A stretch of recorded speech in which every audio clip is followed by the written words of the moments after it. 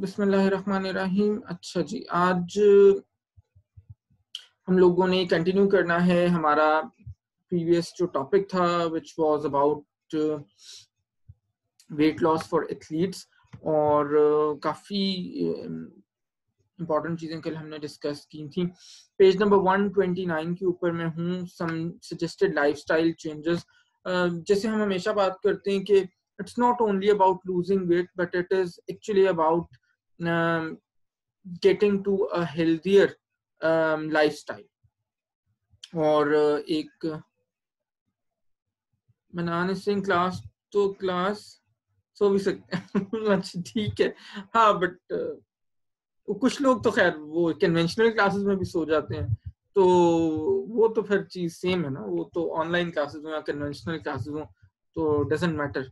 वो तो फिर जिसने सोना है उसने वैसे भी सोना है।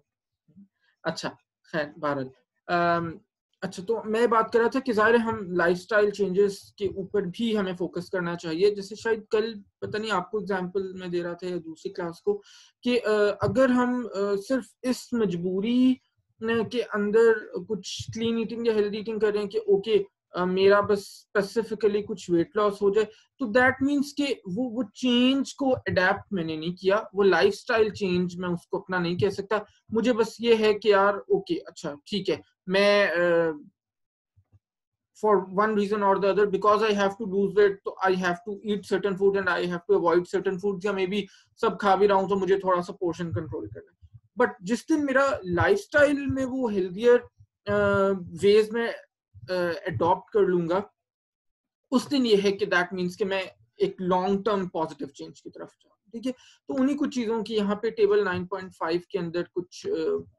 पॉइंटर्स दिए हुए हैं।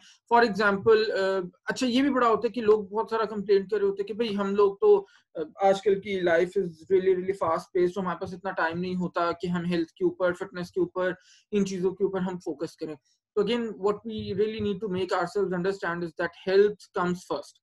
और वो बहुत सारी चीजें हमने सुनी हुई है ना, उर्दू में भी इंग्लिश में भी जी, तंदुरुस्ती हजार नेमत है, और हेल्थ इज वेल्थ, और इस तरह से और भी बहुत सारी चीजें। तो we really need to keep ourselves reminding those things कि अगर हेल्थ है तो फिर आगे कोई कहानी है। अगर हेल्थ ही आपकी कॉम्प्रोमाइज्ड है तो फिर आगे जितना मर्जी आप सक्सेसफुल हैं या आप उस चीज को भी इवन एंजॉय नहीं कर सकते। ठीक है, तो फर्स्ट ऑफ ऑल ये लोग कंप्लेन करते हैं कि जी we don't have enough time to prepare healthy meals. ठीक है, तो उसका बड़ा सिंपल सा सजेशन ये है कि आप अपने मील्स को एडवांस में प्लान करें। ठीक है, और बहुत सारी चीजों को आप जब प्लान करके चलते हैं तो वही चीजें आप बेहतर मैनेज कर सकते हैं। आजकल तो we do have the facilities of refrigeration and freezing. Even घरों के ऊपर भी बहुत सारे घर, रेफ्रिजरेटर तो शायद ही कोई घर हो जहाँ पे नहीं होता। फ्रीजर बहुत सारे घरों के अंदर आजकल अर्बन सेंटर्स की अगर मैं खासतौर पे बात करूँ तो लोगों के पास है। तो we can definitely do some planning in advance. और हम अगर let's say working mothers normally कह रही होती हैं कि जी हम बच्चों को रोजाना लंच बॉक्स सुबह सुबह उठ के, although they should definitely also make an effort कि वो फ्रेश प्रिपेयर करके दें, लेकिन एटलीस्ट अगर ऐसा पॉसिबल नहीं है तो वो क्या कर सकते हैं कि वो वीकेंड के ऊपर नेक्स्ट आने वाले वीक के लिए प्लान करके चीजों को, लेट से शामी कबाब में डेफिनेटली वो रोजाना शायद आजकल के लाइफस्टाइल को अगर सामने रखें, या जो फास्ट पेस्ड हमारी रिस्पॉन्सिबिलिटीज हैं उनको सामने रखें, तो वो शायद रोजाना कोई नहीं बना सकता। But we can definitely refrigerate them और फ्रीज देम, और वो रोज एटलीस्ट बच्चों को हम लंच में अगर एक देना चाह रहे हैं शामी के बाद तो हम उनको रोज फ्राई करके उस वक्त उनको दे सकते हैं। Just to give you an example. तो बाकी चीजों को भी आप इस तरह से प्लान कर सकते हैं। Number 2, work shift. ठीक है, बहुत सारे लोग की ऑड वर्क शिफ्ट्स भी होते हैं, जैसे कॉल सेंटर्स पे जो लोग काम करते हैं, समटाइम्स हॉस्पिटल में काम करने वाले जो हेल्थ केयर प्रोवाइडर्स हैं, या मे बी अदर कुछ और उसके लोग हैं। फिर इसी तरह जनाब टेलीकम्युनिकेशन इंडस्ट्री के जो लोग होते हैं उनकी ऑड शिफ्ट्स होती हैं। मे बी सिक्योरिटी गार्ड्स हैं, उनकी ऑड शिफ्ट्स होती हैं, जो नाइट शिफ्ट्स और ये चीजें। तो उन लोग के लिए स्पेसिफिकली मुश्किल होता है इन चीजों को मैनेज करना। तो उसके अंदर अगेन ये है कि जनाब आप उसको अपने स्नैक्स को प्रॉपर्ली प्लान करें और अपना फूड खुद से घर से लेके जाएं। और अच्छा ये बड़ा जेन्युइन प्रॉब्लम है वाकई। जिन लोगों की नाइट शिफ्ट्स होती हैं उनके लिए जेन्युइनली इस चीज को करना that becomes very very very difficult, क्योंकि होता ये कि नॉर्मली घर में एक बंदा है ऐसा जिसका नाइट शिफ्ट है, और बाकी 2 लोग या 3 लोग अगर जॉब करते हैं या इवन पढ़ाई भी करें, तो वो जिस टाइम वो घर आ रहे हैं वो जा रहा है, और जिस टाइम वो आ रहा है तो बाकी सबका सोने का टाइम है। तो ये चीजें जो हैं उसके लिए मैनेज करना बड़ा मुश्किल हो सकता है, क्योंकि I have personally seen a couple of cases जहाँ पे वाकई ये चीज मुश्किल होती है। बट अगेन थोड़ा सा अगर इसको प्रॉपर्ली प्लान करें तो चीजें बेहतर हो सकती हैं। तो इसी तरह जी work involves lots of travelling. अगर हम स्पोर्ट्स न्यूट्रिशन की बात करें, एथलीट्स की अगर हम बात करें, तो obviously they have to play at different places, और उनका सिर्फ नेशनल ट्रैवल नहीं बल्कि बहुत सारे इंटरनेशनल ट्रैवल भी इन्वॉल्व होता है, ठीक है। और भी बहुत सारे ऐसे फील्ड इंजीनियर्स जो होते हैं उनकी जॉब्स में बहुत सारा ट्रैवल इन्वॉल्व होता है। बहुत तरह के हमारे जो ये एक्टर्स वगैरह होते हैं, टेलीविजन पे जो लोग आते हैं, मॉडल्स होते हैं, इनकी फील्ड में बहुत ज्यादा ट्रैवल इन्वॉल्व होता है। तो बहुत सारे ऐसे प्रोफेशन हैं जिनमें काफी सारा ट्रैवल इन्वॉल्व होता है। तो अगेन वहां पे फिर मुश्किल लगता है लोग को, तो आप वहाँ पे portable snacks, even for that matter, जैसे अभी हम अपनी यूनिवर्सिटी की बात कर रहे थे, तो आप लोगों के लिए you know it involves considerable travelling ना। एक बंदा अगर इस्लामाबाद से उठ के जा रहा है, F10 से भी जा रहा है, तो उसको at least he or she needs good 1.5 hours to reach the campus। तो वो, और 1.5 घंटा वापसी का भी अगर लगाएं तो 3 घंटे with in the same city, बड़ा अच्छा भला ट्रेवल एक डिस्टेंस बनता है। तो वहां पे ये जो मैं आपको हमेशा बेटे क्लास में भी कहता हूँ, it is doable, it is doable. ये ऐसा नहीं है कि आप नहीं कर सकते। आपने मुझे हमेशा देखा होगा पोर्टेबल स्नैक्स के साथ, जिसके अंदर आपके पास नट्स के पैक्स मैंने हमेशा बना के बैग में रखे होते हैं। ड्राइड फ्रूट्स हो सकते हैं, आपका diluted fruit juice you can carry. आप गर्मियों में हमेशा बॉटल कैरी करते हो, उसके अंदर आप फ्रेश फ्रूट जूस डाइल्यूट करके घर से ला सकते हो। आप उसके अंदर बटर मिल्क ला सकते हो, आप उसके अंदर लेमनेड लेके आ सकते हो घर से बना हुआ, ठीक है। और फिर इसी तरह से होममेड आपकी और जो स्नैक्स हैं वो हो सकती हैं, सैंडविचेस हो सकते हैं, वो खराब नहीं होते। बोल ऑफ योगर्ट भी इवन कैरी कर सकते हो आप, वो भी कोई ज्यादा प्रॉब्लमेटिक नहीं है कैरी करना। आप डाइजेस्टिव्स कैरी कर सकते हो अपने साथ। तो ये सारी चीजें वो आपके, मैं जो जनरली चीज मुझे ऑफेंड करती है वो ये है कि we shouldn't be finding in easy way out. अच्छा ऐसा नहीं है, मैं फिर जो हमेशा मैं बड़ी प्रैक्टिकली बात करता हूँ, ऐसा नहीं है कि when I come to university तो मैंने जिंदगी में कभी कैफे से कुछ नहीं खाया। आई डू ओकेजनली समटाइम्स अपने कुलीग्स के साथ वहीं पे बैठे बैठे हम लोग मंगवा लेते हैं महीने में एक बार। मे बी मेरी फ्रीक्वेंसी बहुत कम होगी, मे बी 2 महीने में एक बार। बट ऐसा नहीं है कि मैंने अपने ऊपर कोई उसको एब्सोल्यूट रिस्ट्रिक्शन लगाई हुई है। कभी बारिश हो रही हो तो हम लोग पकौड़े भी खा लेते हैं, just to give you an example. So मेरा ऑफेंस ये है, जिस चीज से मैं ऑफेंस होता हूँ वो ये है बेसिकली कि हम इजी वे आउट निकाल के हम उस चीज को एक रोजाना की हैबिट जब बना लेंगे तो फिर वहां पे प्रॉब्लमेटिक हो सकती हैं चीजें, और बच्चों के एंड पे खास तौर पे, क्योंकि आजकल जब हम बच्चों के लिए बात करते हैं, स्कूल्स में ट्रेंड देखते हैं, तो वो काफी ज्यादा टेरिफाइंग, मैं तो यूज करूंगा वर्ड, है इन द सेंस के lot of a horrible number of students दे से कि जनाब हम अपना लंच कैंटीन से आके लेते हैं या हमें पैसे मिल जाते हैं, जो आज से 20 साल पहले 25 साल पहले हम लोग कभी नहीं ऐसा सोचते होते थे। खैर अच्छा, इसी तरह जी need to cook for rest of family, females का ये नॉर्मली कंप्लेंट होता है, और which is definitely absolutely right, इसमें वाकई कोई शक नहीं है। तो उसके अंदर ये है कि आप थोड़ा सा फैमिली की टेस्ट को सामने रखते हुए, क्योंकि हर फैमिली के अपने ट्रेडिशंस भी होते हैं खाने को लेके, फूड को लेके, कल्चरल भी उसके अंदर आ जाते हैं। लेट्स से कि आप एक स्पेसिफिक एरिया से हैं, सिंध की थोड़ी सी कुजीन डिफरेंट है, केपीके की डिफरेंट है, पंजाब का थोड़ा सा फिर और जरा लेविश, हम लोग जैसे being a Punjabi I can tell के हमें जरा पराठा वराठा और ये ऐसी चीजें ज्यादा पसंद होती हैं, तो वो फैक्टर्स भी होते हैं। फिर फैमिलीज के अपने अपने ट्रेडिशंस भी होते हैं, तो उनको सामने रखते हुए थोड़ा सा आप चीजों को प्लान कर सकते हैं कि टेस्ट भी रहे जो उस फैमिली का ट्रेडिशन है, या जो कल्चरली जिस कल्चर से वो फैमिली बिलोंग कर रही है, और उसके अंदर हेल्थ का एस्पेक्ट भी डेफिनेटली रहे, ठीक है। अच्छा, फिर बहुत लोग कहते हैं, हाँ ये this is very very common, और मेरा ख्याल है आप लोग इससे रिलेट भी कर सकते हैं, ओवर ईट व्हेन स्ट्रेस्ड। ये बड़ा होता है, ये इवन मेरे साथ भी, जब मैं आपकी एज में, या आपसे भी मे बी एफएससी और मैट्रिक वो वाली एज थी, तो ये I can say I was a victim of this, ठीक है।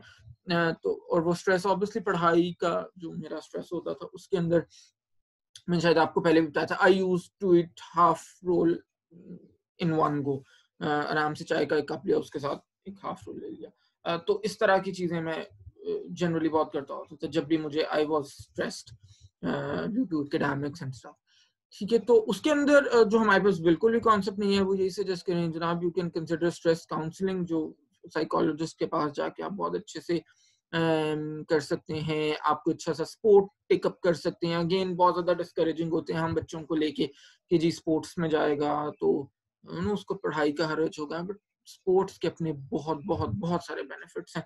कोई अच्छा हॉबी या लेजर इंटरेस्ट, आप leisure is something which you do in your free time, वो आप उसको अडॉप्ट कर सकते हैं। You know there could be a lot of hobbies. अच्छा, हॉबीज के ऊपर भी आई डोंट नो, शायद आजकल हमारे पास टाइम उतना नहीं रहा, या डेफिनेटली लाइफस्टाइल जो है हमारा वो उस तरह से हो गया। पहले लोग बड़ा प्रॉपरली, आप अपने अगर बड़ों से पूछो, घर में पेरेंट्स से पूछो, तो everybody would have a specific hobby, और वो हॉबी डिड नॉट मीन कि जनाब टेलीविजन देखना एक हॉबी है। टेलीविजन उस वक्त 24 आवर्स का तो इवन टेलीविजन भी नहीं आता था ना, 10-11 बजे वो ट्रांसमिशन खत्म हो जाती थी, और एक ही चैनल होता था, तो आपको अपनी पसंद का प्रोग्रामिंग भी नहीं मिलती थी ऑब्वियसली हर वक्त। तो लोगों की डिफरेंट डिफरेंट हॉबीज होती थी, मे बी स्टैम्प कलेक्टिंग होती थी, मैगजीन्स पढ़ते थे लोग, बुक रीडिंग करते थे, गार्डनिंग बहुत ज्यादा करते होते थे। तो इस तरह से ये वो सारी चीजें जो आपको डी स्ट्रेस कर रही होती हैं बेसिकली, ठीक है। डायरी लिखना was considered a very very you know common hobby among a lot of people back in the days. तो ये सारी वो चीजें हैं। आज भी कुछ लोग डायरी रेगुलरली लिखते हैं, मेरी तरह के। Aisha Bashir is asking, so, but what we can do in these stressful situations where you binge eat or feel the need to eat calorie dense foods? अच्छा क्वेश्चन है। बेटे देखो, इट्स अगेन पहली चीज तो ये कि आप ये इवैल्यूएट करो कि बिंज ईटिंग किस वजह से हो रही है। बिंज ईटिंग अगर तो हो रही है स्ट्रेस की वजह से, तो उस स्ट्रेस को कम करने की कोशिश करो, ठीक है। और मेरा पर्सनली ये ख्याल है कि आपकी एज में पहली बात तो है कि आपको इतना स्ट्रेस लेना नहीं चाहिए। This is a very very you know I always say this a very golden age जहाँ पे आपको हर चीज को एंजॉय करना चाहिए, ठीक है। बट स्टिल अगर खुदा ना खास्ता हर घर के अपने भी कोई ना कोई वो होते हैं, या समटाइम्स आपकी नेचर ज्यादा सेंसिटिव होती है, आप ज्यादा चीजों को सीरियसली लेते हो। तो पहली चीज तो ये कि आप ये कोशिश करो वो स्ट्रेस फैक्टर को आप कम करो, ठीक है। अच्छा, समटाइम्स वो स्ट्रेस फैक्टर को कम करना आपके अपने हाथ में नहीं होता, कंडीशंस या सर्कमस्टांसेस ऐसी होती है, ठीक है। तो उसके अंदर आप ये करो कि अपना फोकस डाइवर्ट करने की कोशिश करो, ठीक है। अगर आपको बहुत ज्यादा बिंज ईटिंग करने का दिल करता है, तो कोशिश करो कि अपना ध्यान हटाओ उस चीज से। नंबर 3, वो भी ओवरनाइट नहीं होगा डेफिनेटली। नंबर 3 उसके अंदर ये है कि अगर आप बिंज ईटिंग करते हो तो फिर try to binge eat on more nutritious or healthy foods compared to maybe a chocolate cake or cheese or something like that, ठीक है। चौथी चीज ये है कि बिंज ईटिंग बहुत बार इसलिए भी हो रही होती है, जो मैंने अपना प्रैक्टिकली पिछले 8-10 साल में ऑब्जर्व किया है, कि जब मैं क्लाइंट से पूछता हूँ बिंज ईटिंग क्यों होती है, और ज्यादातर लोग कहते हैं जी बिंज ईटिंग हमें रात के 9 बजे के बाद मिलती है।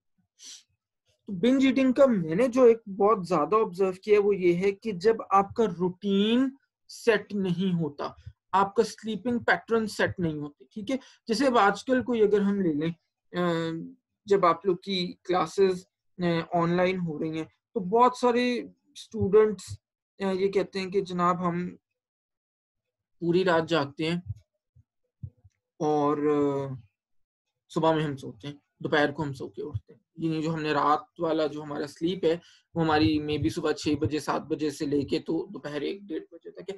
अब it's a very very common phenomena, जब आप रात को जागोगे, खाना लेट से डिनर आपने अर्ली भी किया है 9 o'clock तक, या लेट भी मे बी किया 10 बजे तक भी खाया है, उसके बाद अगर आप सुबह 4 या 5 बजे तक जाग रहे हो तो definitely you will feel hungry, और that is the dangerous time जहाँ पे आप बिंज ईटिंग बहुत ज्यादा कर रहे होगे नॉर्मली, ठीक है। और बहुत ही कम चांसेस हैं कि आप कुछ हेल्दी खा रहे होगे। तो उसके अंदर ये है कि फिर आप अपना एक सेट पैटर्न बनाओ। आपकी स्लीप क्वालिटी बहुत ज्यादा मैटर करती है, ठीक है। अच्छा, I always say this as well कि स्लीप पैटर्न जो है वो भी आपको बहुत ज्यादा डिटरमिन करता है आपकी बिंज ईटिंग और आपकी जो ईटिंग चॉइसेस हैं इन जनरल। अगर आपकी स्लीप अच्छी है, टाइमली है, always go to bed at a set time, ठीक है। मान लिया, मैं नहीं कह रहा कि 9 o'clock आजकल के लाइफस्टाइल में भी डिफिकल्ट है, whether it is 11 PM, but 11 PM means 11 PM, ठीक है। आपकी जिस चीज को हम बहुत ज्यादा अंडर रिकग्नाइज करते हैं, I would say, when it comes to healthy eating, clean eating, weight loss, a healthier and fitter lifestyle, वो है स्लीप क्वालिटी। स्लीप क्वालिटी का एक बहुत मेजर प्रिंसिपल ये है कि आपने एक सेट टाइम के ऊपर सो जाना है, जो भी है, मे बी वो लेट का ही है जैसे मैं कह रहा हूं, but it should at least be consistent. अच्छा, उसकी रीजन क्या? उसकी रीजन ये है कि अगेन, जैसे मैं हमेशा बात करता हूं कि आपकी बॉडी अडेप्ट करती है चीजों को, ठीक है। तो जब स्लीप की बात आती है तो वहां पे भी आपकी बॉडी अडेप्ट कर रही होती है कि इस वक्त ये बंदा सोने चला जाता है, मेरी जो हार्मोन्स की पीक है, बहुत सारे और ऐसे हार्मोन्स है, शायद आपने एंडोक्रिनोलॉजी में पढ़ा होगा डिटेल से, जो आपकी स्लीप के वक्त पीक करते हैं। और बच्चों की भी जब हम बात करें तो उनकी ग्रोथ के लिए भी, बड़ों के लिए उनके जो स्ट्रेस हार्मोन्स हैं, जो हार्मोन्स डाइजेशन में हेल्प करते हैं, उन सब की पीक्स डिफरेंट होते हैं। कुछ दिन में पीक करते हैं, कुछ रात को जब हम सो रहे होते हैं तब पीक करते हैं। तो उनका राइट टाइम पे पीक करना बहुत ज्यादा जरूरी है, ठीक है। तो ये चीजें बहुत ज्यादा मैटर करती हैं, ठीक है जी। अच्छा जी, फिर ईट आउट फ्रीक्वेंटली जो हमारा है प्रॉब्लम, उसके अंदर ये है कि ओके फाइन, मैं again I always say this, मैं बिल्कुल ये नहीं कहता कि आप एक हेल्दियर और बेटर लाइफस्टाइल को अडेप्ट करने जा रहे हैं तो आप बाहर खाना बंद कर दें। आप खाएं, बिल्कुल खाएं। We all have families, we all have family get togethers, treats भी होती हैं, बर्थडेज भी होती हैं, XYZ जो भी आपकी फैमिली में ट्रेडिशन है या जो भी चलता है। बट अगेन, हमें कोई मना नहीं है कि जब हम डाइन आउट भी करें तो वहां पे भी हम हेल्थियर चॉइसेस के ऊपर नहीं जा सकते। से फॉर एग्जांपल, बड़ी कॉमन सी चीज है, आप का फैमिली के साथ प्लान है पिज्जा खाने का, ओके फाइन, जरूर खाएं, आप बाहर जाके खाएं। क्या दो तीन अभी ऐसे जैसे बैठे बैठे मेरे दिमाग में आ रहा है, 2-3 पॉइंटर्स आप अपने फॉलो करें जब आप पिज्जा खाने जा रहे हैं बाहर। वो क्या हो सकते हैं? नंबर 1 ये हो सकता है, पिज्जा खाने से पहले आप सैलड खा लें, ठीक है। Fibre, different vegetables, so lot of nutrients would be added to your diet. Fibre मिल जाएगा बहुत अच्छा, थोड़ी सी फीलिंग ऑफ फुलनेस आ जाएगी। मे बी जहाँ पे आपने 2 ह्यूज पीसेस खाने हैं वहां पे माइट भी आप 1.5 पीस खा लें, माइट भी आप 1 खा लें, ठीक है। Number next, don't drink any carbonated beverage with pizza. जरूरी नहीं है कि पिज्जा हमने खाना है तो हमने उसके साथ कोई कोला ड्रिंक ही कंज्यूम करना है। आई डोंट नो ये कहाँ से आता है। आप फ्रेश लेमनेड मंगवा लें उसके साथ, व्हाट इज द हार्म? क्या उसमें इशू है? मैं आई डोंट थिंक कि उसके अंदर कोई इशू है। Number 3, don't eat ketchup. अगर आप बहुत ज्यादा कोई एडिक्टेड नहीं है, ठीक है, अगर आप हैं भी तो you can, but just to give you a point.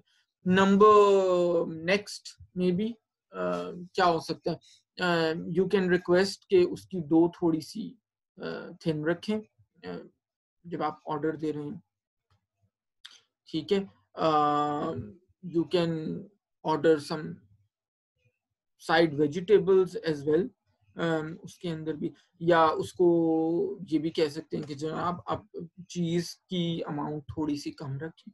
लोग कहेंगे अच्छा हम तो पिज्जा खाते चीज की क्रेविंग के लिए, ठीक है, बट यू नो ऐसे ही जो 4-5 पॉइंटर्स ऐसे मेरे दिमाग में आए। तो what I am trying to say is कि जब आप रेस्टोरेंट पे भी जाते हो तो वहां पे भी there are a lot of healthier options जो आप जाके चूज कर सकते हो। उसके अंदर कोई प्रॉब्लम नहीं है। आपने स्टेक खाना है तो स्टेक के साथ don't order french fries, steak के साथ ऑर्डर अ बेक्ड पोटैटो और mashed potato, just to give you another example. ठीक है, तो आपके अपने हाथ में ना, आप आपका अगेन ये सारी चीजें बड़ी नॉर्मल है। अगर महीने में एक बार आपको बाहर खाने का दिल करता है तो डज नॉट मीन कि आप हेल्दियर लाइफस्टाइल अडेप्ट करने वाली रेस से कोई बाहर हो जाओ। This is something very normal, ठीक है, but this is what you can do. ठीक हो गया। Page number 130, healthy weight loss checklist, keep a food diary. कल हमने इस पे बात की थी बड़ी डिटेल से। पेज नंबर 130 है।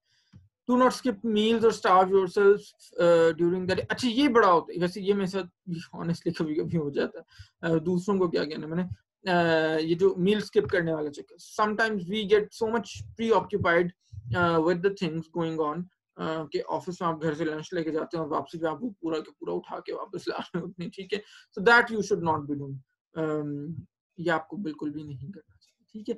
अच्छा इसी तरह से जनाब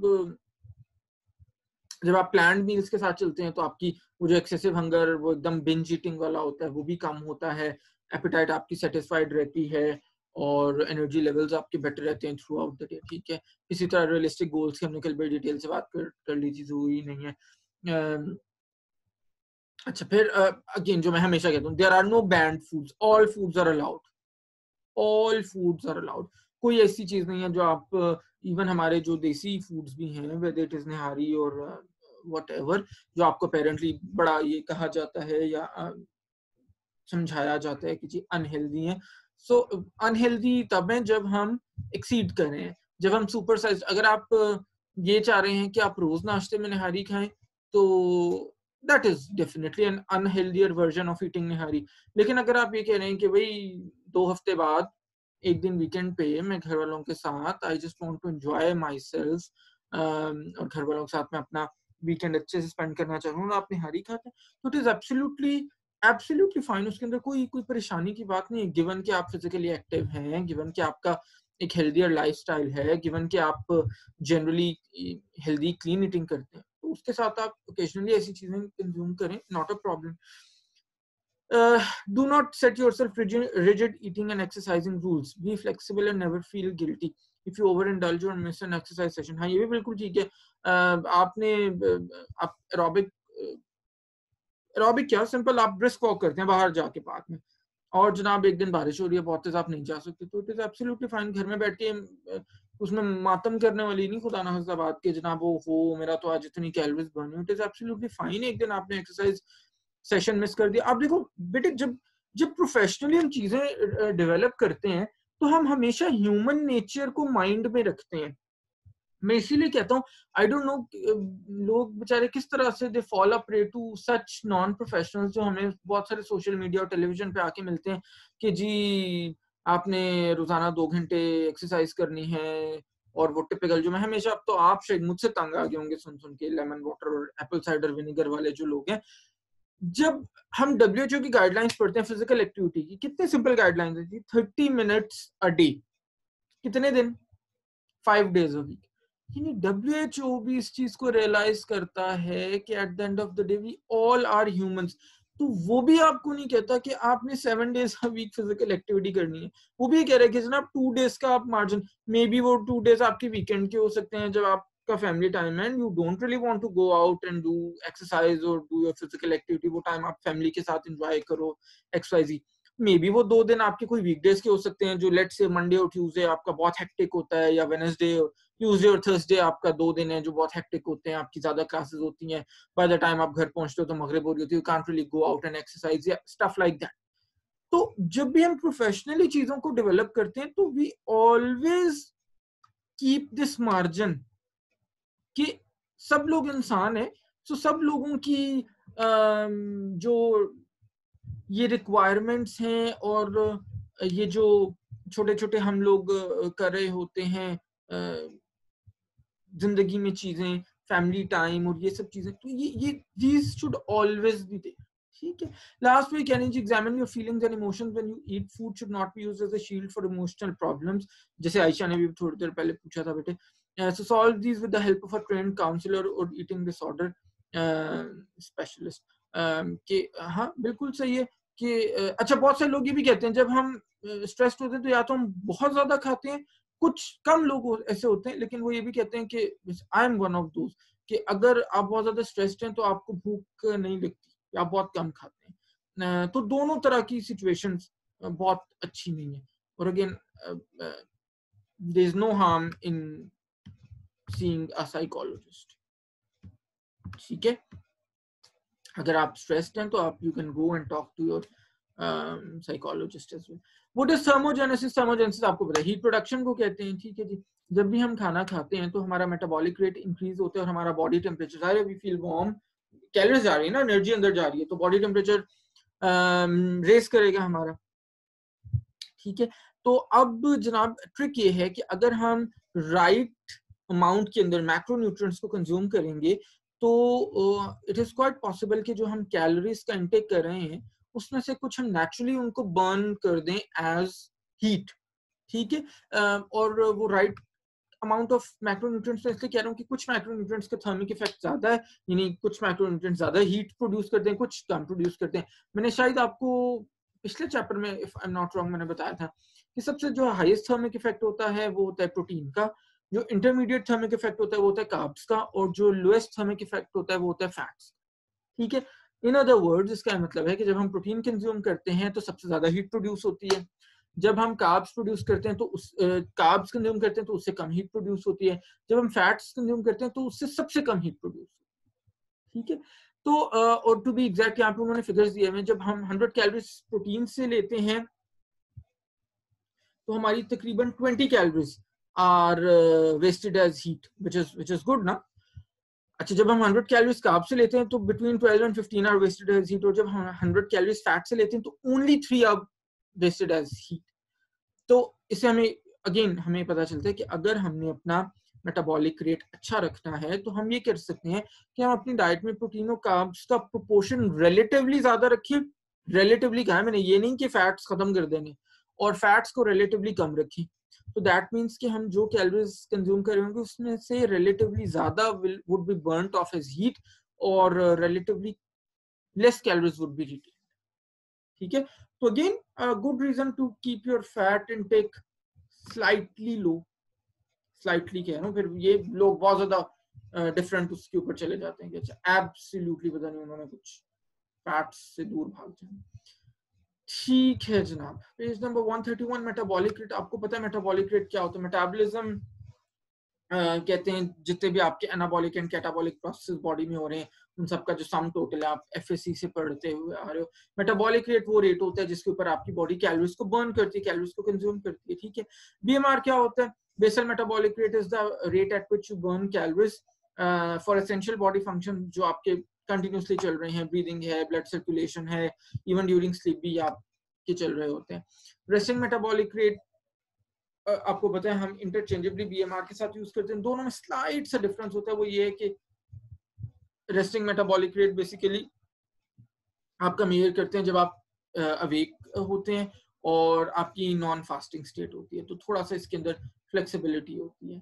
और आरएमआर 60 to 70% होता है of your calories which you burn on daily basis. एक क्वेश्चन आ गया प्रॉब्ली. अच्छा ठीक है बेटा. अच्छा, आरएमआर को कैलकुलेट करने के लिए बहुत सारी इक्वेशंस होती हैं. आप जो मोस्ट कॉमनली पढ़ते आए हो हैरिस बेनेडिक्ट है. ठीक है, बिल्कुल आप उसको यूज करते हैं, काफी ऑथेंटिक है वो. रूल ऑफ थंब हमने चैप्टर 1 के फर्स्ट पेज के ऊपर हमने पढ़ा था कि as a rule of thumb जब हम क्लिनिकल सेटिंग्स में होते हैं नॉर्मली तो इतना टाइम नहीं होता कि आप हर पेशेंट की बैठ के हैरिस बेनेडिक्ट लगा के कैलकुलेट कर सकें। तो उसमें आप rule of thumb normally apply करते हैं, और वुमेन के लिए वो ये होता है कि BMR equals to weight in pounds multiplied by 11, और मेन के लिए क्या होता है BMR equals to weight in pounds multiplied by 12. It's as simple as that. यानी से फॉर एग्जांपल अगर आपके पास क्लिनिकल सेटिंग्स में एक फीमेल आई है जिसका बॉडी वेट है 77 किलोज, हम नॉर्मली किलोज के अंदर लेते हैं, ठीक है। तो जनाब आपने इसके ले लेने हैं पाउंड्स, और